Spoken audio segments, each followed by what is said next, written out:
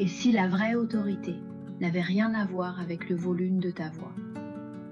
Et si les enfants et les adolescents te respectaient davantage quand toi, tu restes profondément calme?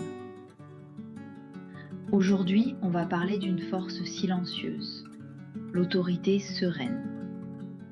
Si tu recherches des contenus comme celui-ci, tu es au bon endroit. Abonne-toi à la chaîne Story Kids.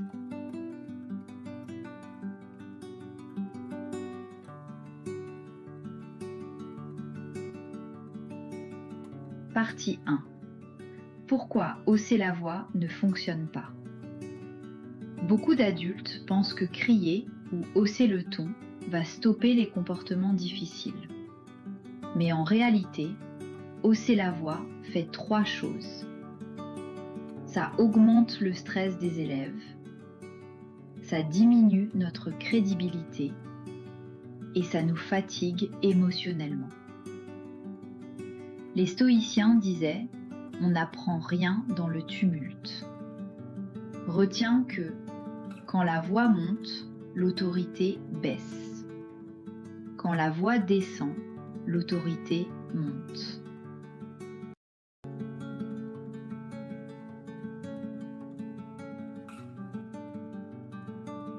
Partie 2. Le principe stoïcien de l'autorité calme. La présence.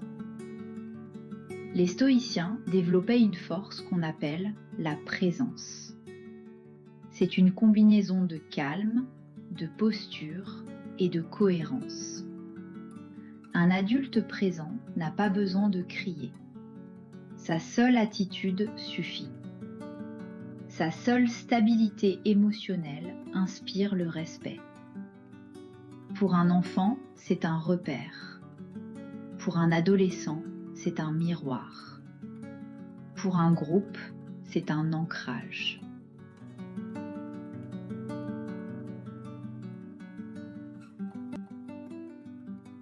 Partie 3. Exemple 1. Quand un élève bavarde sans arrêt. Situation concrète. Un élève bavarde, dérange et ne t'écoute pas. Réflexe habituel. Ça suffit maintenant. Hausser la voix. Réponse stoïcienne. Tu n'élèves pas le volume. Tu abaisses la vitesse. Tu t'approches lentement. Tu te places à côté de lui. Tu attends simplement qu'il te regarde. Ensuite, avec une voix douce, « Est-ce que tu peux être un élève maintenant ? Je te remercie. » Ce n'est pas la force du ton, c'est la force de la présence.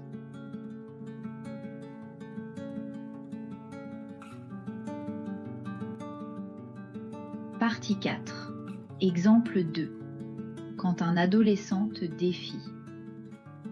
Deuxième situation.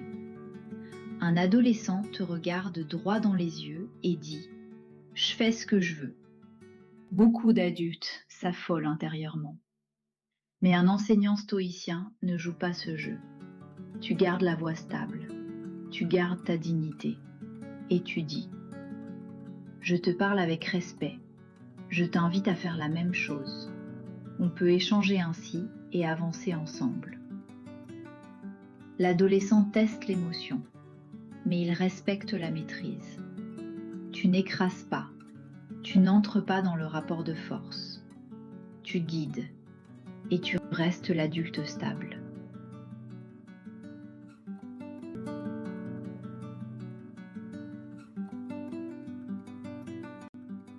Partie 5. Exemple 3. Quand toute la classe s'agite. Troisième situation. La classe devient bruyante, le chaos monte, les voix se croisent. Tu pourrais crier « Stop !» mais tu vas faire l'inverse.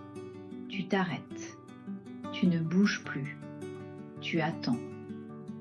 Ton silence devient un message. Certains vont te regarder, puis d'autres, puis le groupe.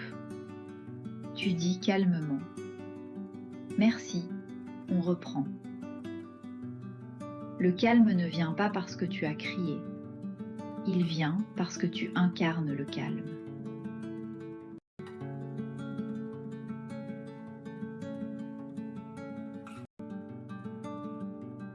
Partie 6. La clé stoïcienne. Être le modèle, pas le marteau. Un adulte stoïcien ne cherche pas à contrôler les autres. Il cherche à se contrôler lui-même. Les enfants n'obéissent pas à la force. Ils s'alignent sur l'attitude. Si ta voix est stable, ta classe le devient. Si ton énergie est posée, ton groupe se pose. Tu deviens le modèle, pas le marteau.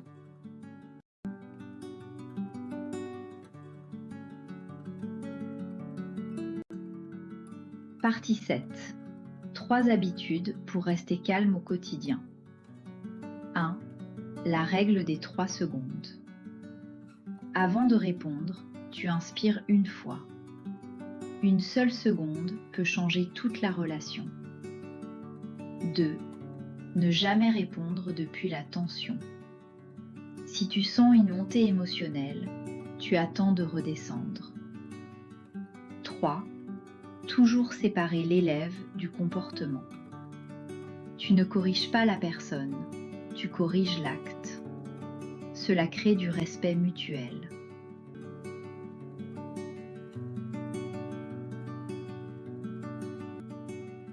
Tu n'as pas besoin de hausser la voix pour être entendu. Tu n'as pas besoin d'imposer pour être respecté. Tu as seulement besoin d'être présent, calme, aligné. C'est cela l'autorité stoïcienne. Une force douce, une force intérieure, une force qui inspire au lieu d'écraser. Merci d'avoir partagé ce moment. Et rappelle-toi, chaque jour, tu es un modèle pour les enfants qui te regardent.